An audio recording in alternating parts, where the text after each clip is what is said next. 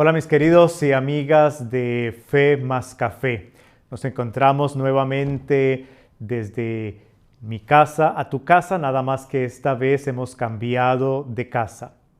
Ahora nuestra casa es el estudio, como ustedes pueden ver detrás de mí, un poquito más profesional, gracias a la colaboración de la Oficina de Comunicación de la Conferencia Episcopal de Estados Unidos. Con ellos estamos ahora realizando este lindo proyecto donde hemos querido tomar toda esta nueva parte de Fe más Café enfocada en la Eucaristía con la colaboración de ellos.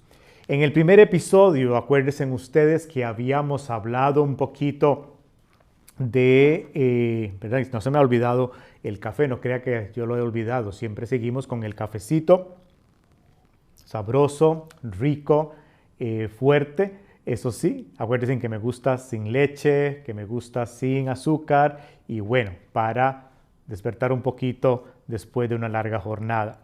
Recordemos que en el primer episodio habíamos visto claramente lo que era la gracia y había querido yo explicarles qué era la gracia en general para después brincar en el segundo episodio, por decirlo así, a explicar qué eran los sacramentos en general. Y empezando el día de hoy, empezar a irnos hundiendo, como por decirlo así, en el significado de la Eucaristía.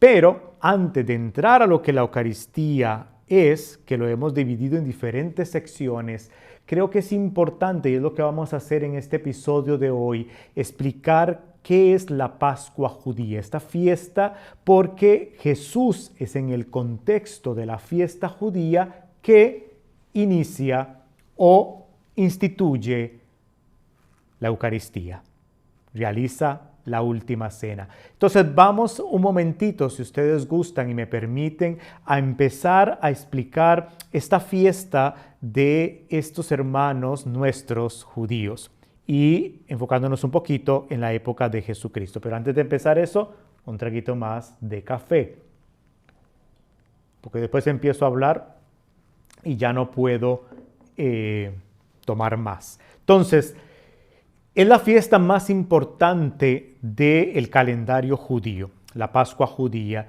y que se festeja la liberación del pueblo judío de la esclavitud de Egipto. Recordemos, tenemos que irnos al pasado, en la época de Moisés, tenemos que irnos, recuerden muy bien, a la época, a los capítulos más o menos 5, 6, al 12 o el 13 del Éxodo, porque es ahí cuando tenemos que recordar la misión de Moisés, la liberación del pueblo judío que estaba esclavizado en Egipto y que eso después va a seguir utilizado por las mismas personas que año tras año, generación tras generación, fueron transmitiendo a los que le continuaban. Entonces, en el libro de Éxodo, en el capítulo 5 y capítulo 6, si usted toma la Sagrada Escritura y se va a estos dos capítulos, ahí va usted a encontrar todo el llamado de Dios a Moisés, que escoge a Moisés para liberar al pueblo.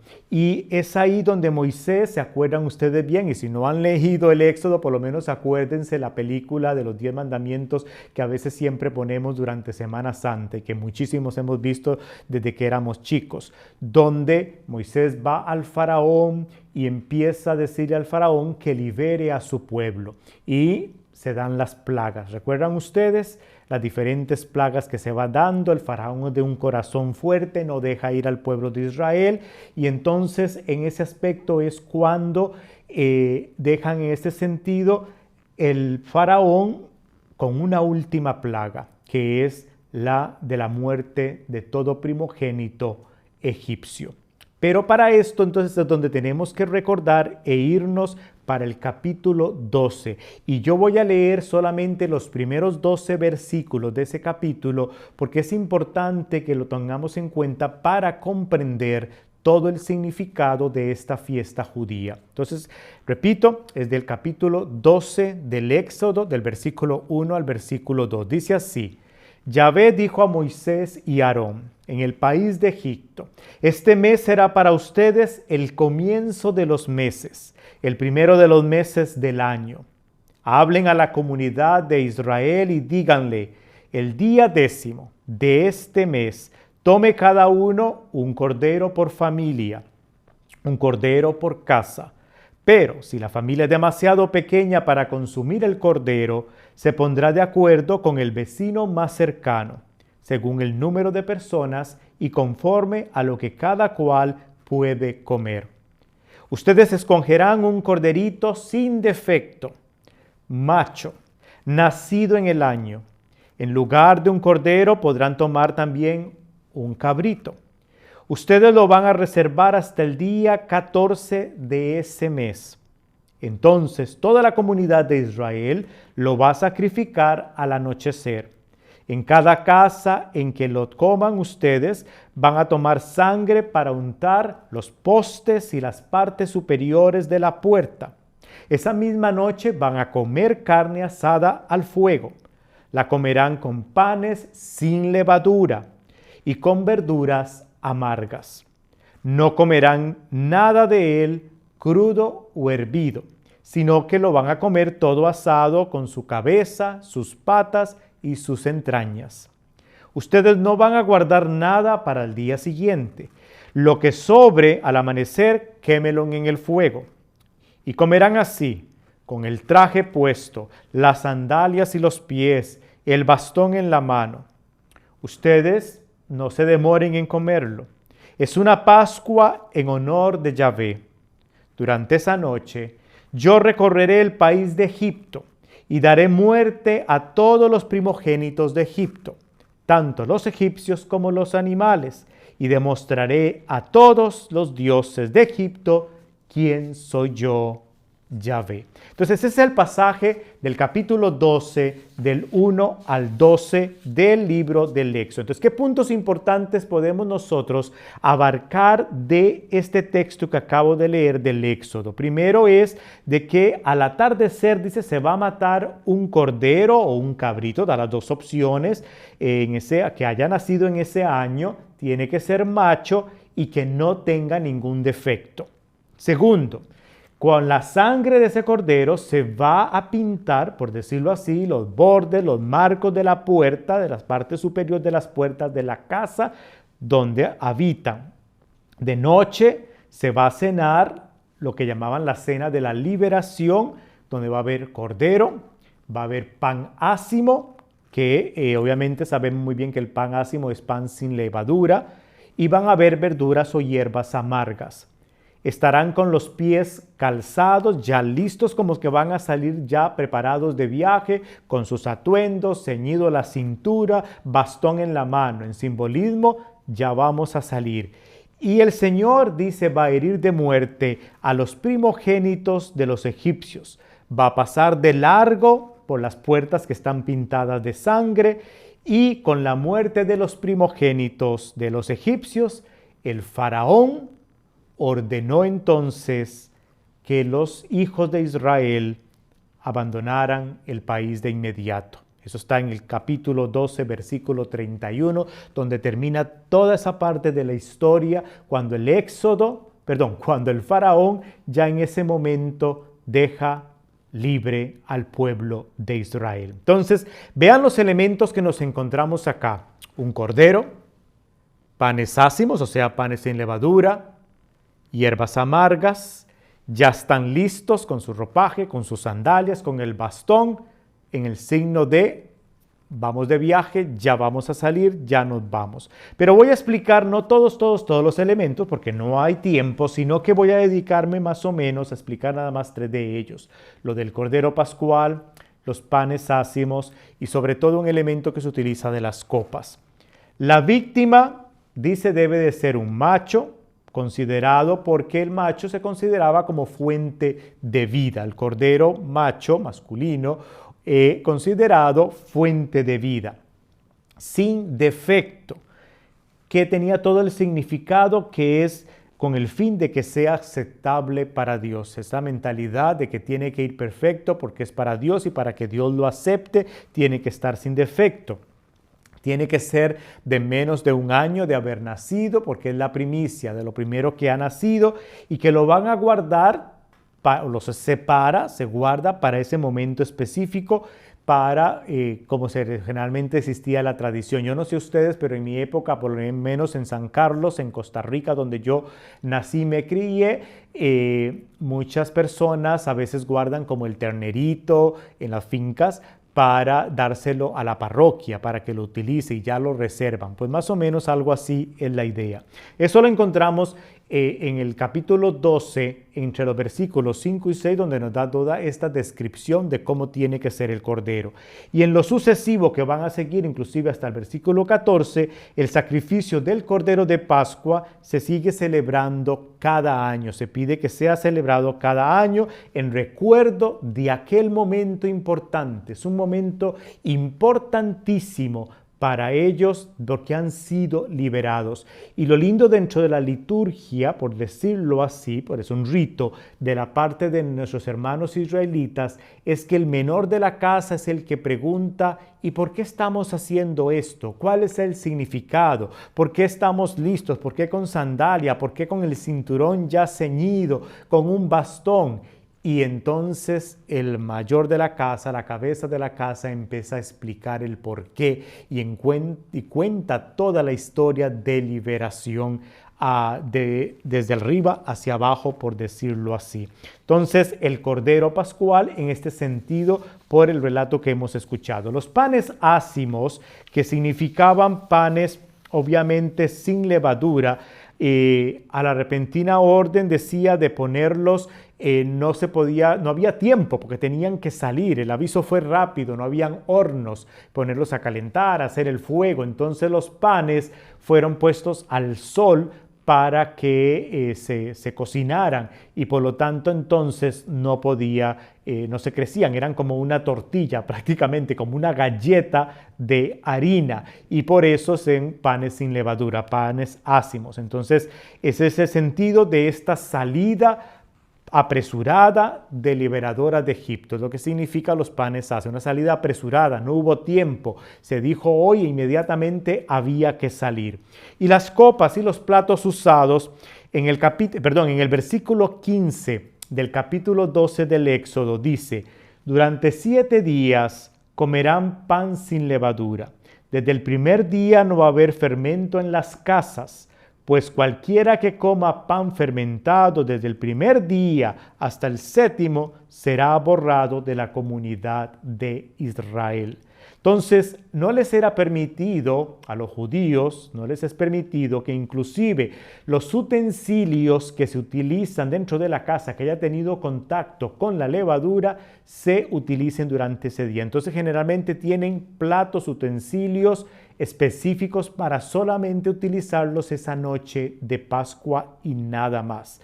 Pero también se les es permitido que tienen que entrar dentro de una purificación, un lavado especial que tienen que continuar para poderlo realizar. Entonces, durante los días de la fiesta, que dura 7 días, se evita el consumo de todo alimento que tenga levadura, y obviamente todo aquello que tenga contacto, utilizando inclusive los platos, los cubiertos, los tenedores, todo lo que haya tenido durante el año contacto con eso no se puede jamás utilizar durante esos días, y podían utilizarlo solamente si tenía una limpieza, purificación especial para ello. Bien, las hierbas amargas simboliza pues la amarga vida de los esclavos que los hijos de Israel vivieron en Egipto. El ser esclavo, el vivir bajo la opresión del otro, eran momentos difíciles, y con las hierbas amargas es recordar todo lo que nuestros antepasados, en la mentalidad de ellos, vivían con respecto a ello. Entonces, recordemos muy bien que la fiesta de Pascua es en el contexto que Jesucristo está en la última cena. Jesús está con los apóstoles en una cena especial. Los apóstoles han preparado todo como la fiesta de Pascua, con las cuestiones que se utilizan para ese momento. Y entonces Jesús utiliza en aquel momento el Cordero Pascual, que está prefigurado por el Cordero de Dios, ¿Quién es el Cordero de Dios? Jesucristo, un Cordero inmolado que quiso sacrificarse en la cruz y se nos ofrece por alimento en la Eucaristía. Recuerda muy bien cuando en la Sagrada Eucaristía, en la misa, decimos Cordero de Dios que quitas el pecado del mundo. Cordero de Dios, Cordero de Dios. ¿Quién es el Cordero? Y ustedes ven también que hay figuras a veces en el altar, en la parte de abajo o en los ornamentos del sacerdote, un Cordero puesto como en un altar, como en una mesa, con una cuestión clavada, sacrificado, en significado de Jesucristo. Cordero inmolado, es el Cordero con mayúscula. Ya entonces en ese momento el Cordero Pascual que liberó a los israelitas del ángel opresor que fue matando a todos los egipcios, pero que no entró en las casas de los israelitas, ahora este Cordero es Jesucristo que rescata del poder del enemigo a cada uno de nosotros. ¿Quién es nuestro faraón? ¿Quién es el que nos tiene esclavos? ¿Cuáles son esas esclavitudes? ¿Cuál es ese faraón que no nos deja libres, que no nos permite estar y actuar como hijos e hijas de Dios que somos? Y Cristo viene a liberarnos. Cristo viene a salvarnos, ese Cordero Pascual. Dice el Evangelio de Juan en el capítulo 1, en el versículo 29, «He aquí el Cordero de Dios que lleva el pecado del mundo». Y San Pedro en la primera carta que la encontramos en las cartas del Nuevo Testamento, en el capítulo 18, en el versículo 19, dice, «Fueron redimidos, no con cosas corruptibles, plata u oro, sino con la preciosa sangre de Cristo, como de cordero sin tacha y sin mancha». Recuerda que el cordero que los israelitas tenían que sacrificar sin defecto tenía que ser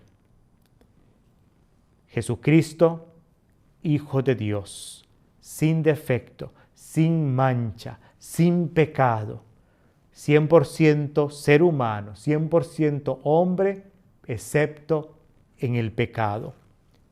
El Catecismo de la Iglesia Católica, y quiero terminar este episodio con eso, en el número 1340 afirma, al celebrar la última cena con sus apóstoles, en el transcurso del banquete pascual, el que acabo de explicar, Jesús dio sentido definitivo a la Pascua judía.